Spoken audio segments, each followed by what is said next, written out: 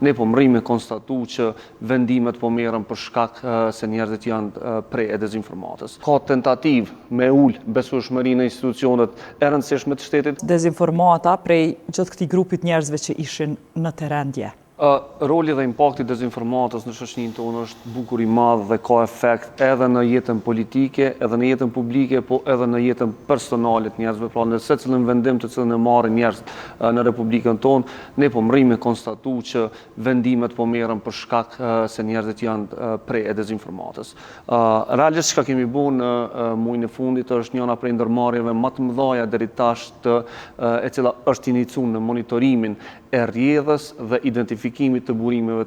të dezinformatës në vendin tonë, duke u fokusu fillimisht në dezinformatën e cila vjen prej vendeve të cilat na nuk i kemi mike apo prej vendeve të cilat dëshirojnë me interferu Kosovën duke përdorur dezinformatën dhe pastaj duke kalu te dezinformata e cila vjen prej rajonit dhe duke vazhdu mas nej edhe me dezinformatën e cila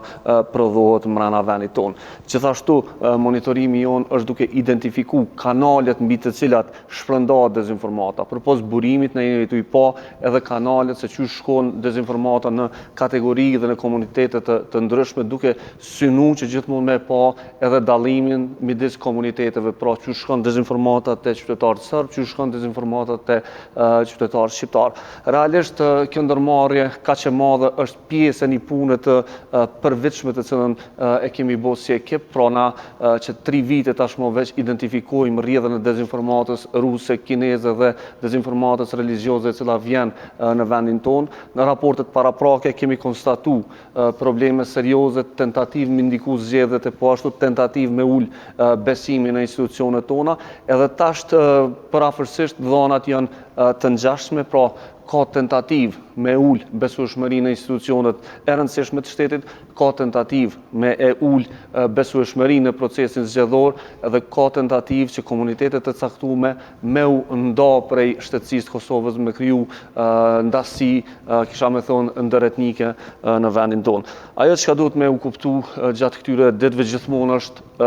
mënyra se çysh kjo dezinformat vjen dhe fatkeqësisht jemi tu konstatu gjithmonë ndryshim të teknikave dhe metodologjisë se çysh dezinformata po shpërndahet edhe tek trit po tek moshat e vjetra. Gjithmonë duhet me kuptu që zhvillimi i teknologjisë po na bën hala më shumë më të cenueshëm në këtë drejtim.